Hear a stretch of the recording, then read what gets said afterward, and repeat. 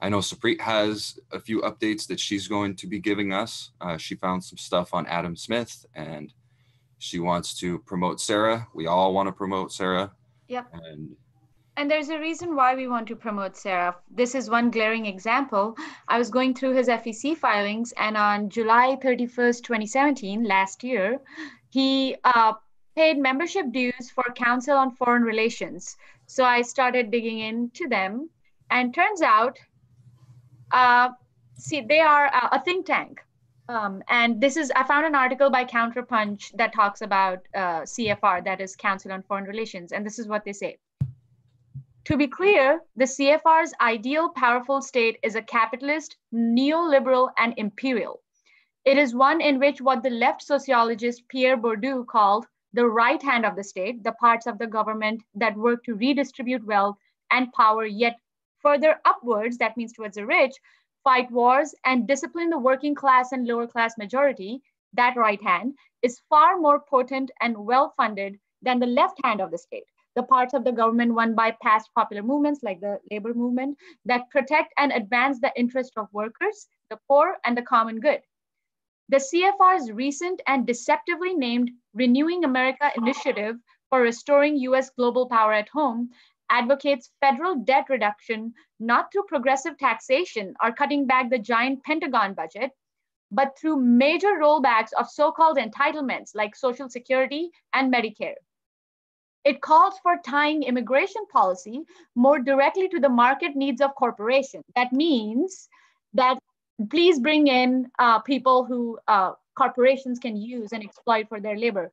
That explains Donald Trump's immigration policy so well, because he's like, why do we need to get people from Haiti and Africa? Those people they're not who we need. We need well-educated populace because we have let our education and infrastructure fall apart. So we need other countries who have their shit together, to send their people here and make our rich people even richer. And while they're here, they won't get healthcare, they won't have a good infrastructure, they won't have quality education for their kids, and they have no retirement, no pensions. And this is their ideal America. And Adam Smith is a member of this council.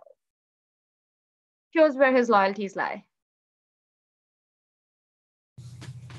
I would say that that's complete and utter bullshit, and I'm not going to apologize for that at all, because that's garbage. I mean, yep. To be able to bring people over here for that is why? Yeah. What's the point? What's the purpose? For greed.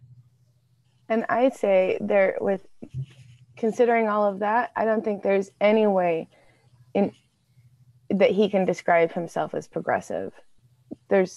Has he claimed progressive?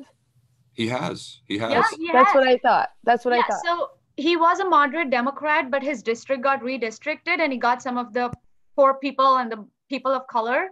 So now he started saying, I'm a progressive Democrat who's practical. He almost lost his seat when his district was redistricted to include more people of color. So I think the only reason why he keeps winning is because there is not a viable candidate. And the only reason DCCC is pushing him is because I can show you in his donations, he's given lots of money to DCCC, $75,000 just in the last year. And this is only till September of last year. Since then, I don't know how much more he's donated. And from that September is why 30th. So that's not even the beginning of September. That's from basically October 1st through January 1st. Yep. Like just October, November, and December. No, this is January 2017 to September 30, 2017. Oh, okay. Yeah. I'm sorry. So January through, the first 9 months. Mm-hmm. Okay. Yep, first 9 months of last year. So we don't have the last quarter of the year and what's happened this month so far. Okay.